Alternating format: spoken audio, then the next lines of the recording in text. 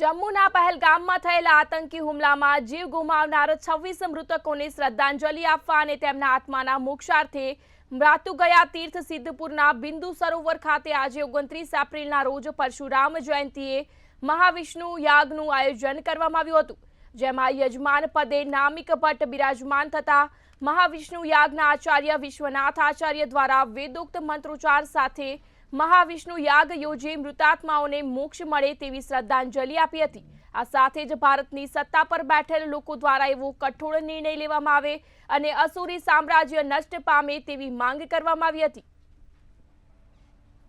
આપણા ભારત દેશના અંદર કાશ્મીરના અંદર જે ઘટના બની